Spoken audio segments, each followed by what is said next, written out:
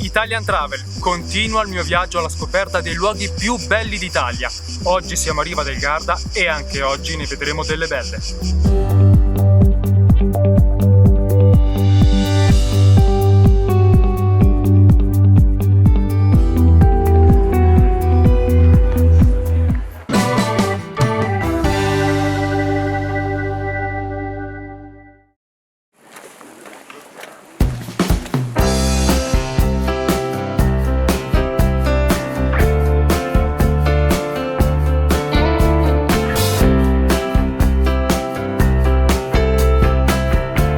Il mio viaggio a Riva del Garda inizia da Piazza 3 Novembre, un tempo chiamata semplicemente Platea. Piazza 3 Novembre era il cuore economico della città. Durante il periodo napoleonico considerata una delle piazze più belle di tutto l'Alto Adige, con i suoi portici che ospitavano le botteghe dei mercanti, oggi diventati alberghi e locali alla moda.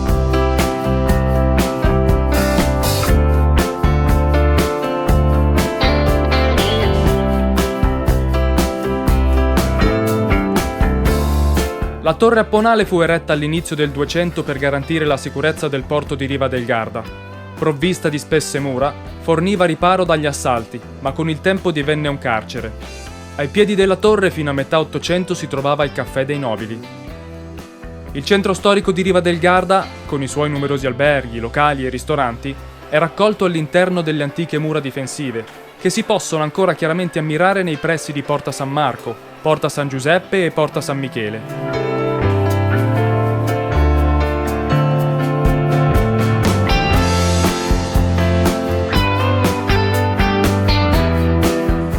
Questo è il MAGA, il Museo dell'Alto Garda, è la sede principale, l'altra si trova ad Arco, alla Galleria Civica Giovanni Segantini. Qui sono esposte quelle opere paesaggistiche che i pittori dell'Ottocento eseguirono e contribuirono inoltre a rendere famosa proprio tutta questa zona, soprattutto Oltralpe. C'è anche un'interessante sezione dedicata alla storia, all'archeologia e si tengono mostre temporanee, molto interessante davvero.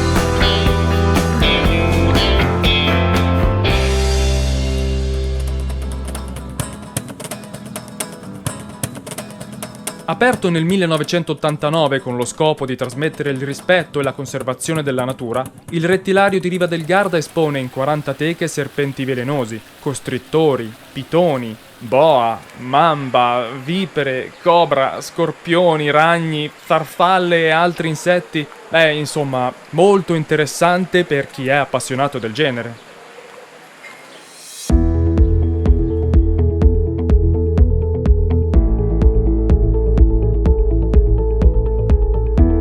Mi spingo verso la parte nuova di Riva del Garda e il lungolago, accompagnato da eleganti palazzi fino al porto turistico, con le barche ormeggiate di fronte ad un centro velico di importanza nazionale, fondato da Gabriele D'Annunzio nel 1928 e divenuto oggi un'importante scuola di vela.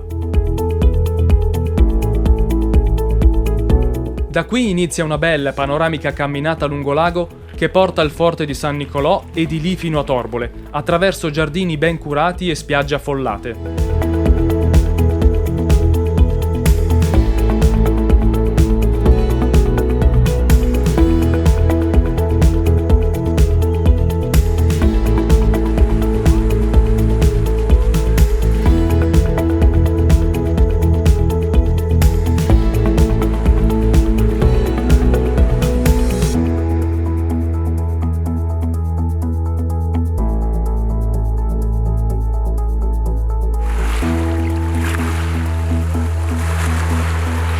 La spiaggia Sabbioni di Riva del Garda è una delle più grandi e attrezzate del lago di Garda Trentino.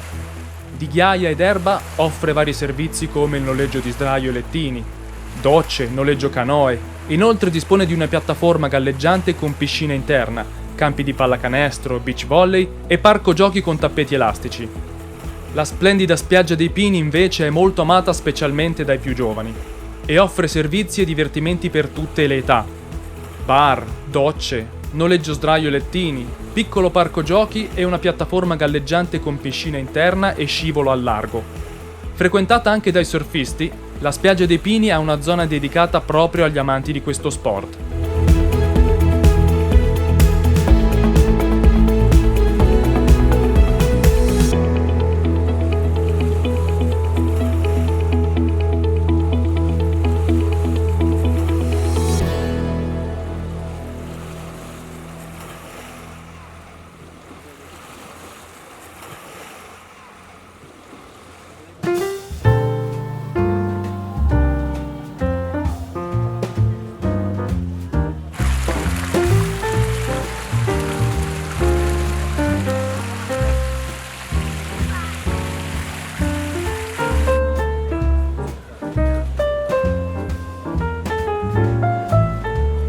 E anche di sera Riva del Garda ha tantissimo da offrire ai suoi visitatori.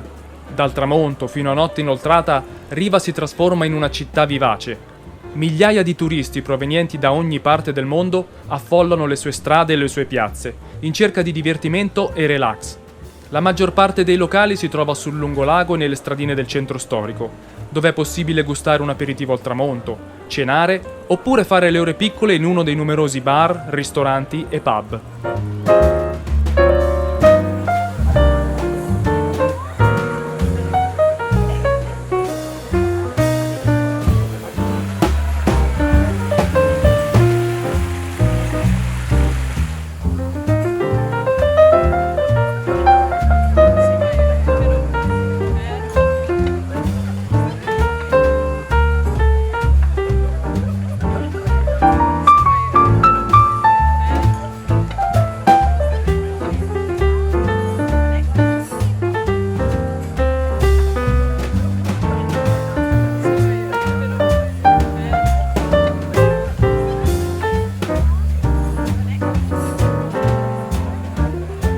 E questa era Riva del Garda. Spero che vi sia piaciuta, mi raccomando, se è così mettete un bel pollice in su e iscrivetevi al canale per vedere altri video. Adesso, come sentite, è già partita la musica, qui sta per animarsi la serata, io adesso vado a cena, poi mi troverò un bel posto dove passare un po' di tempo, magari un pub, bar, ce ne sono tantissimi e anche voi se venite qua potete scegliere quello che volete senza alcun problema. Come sempre vi ricordo che vi lascio qualche link, qualche informazione utile in descrizione, se avete qualcosa da chiedervi, domande, dubbi, qualsiasi cosa, nei commenti qui sotto. Alla prossima, avventuristi!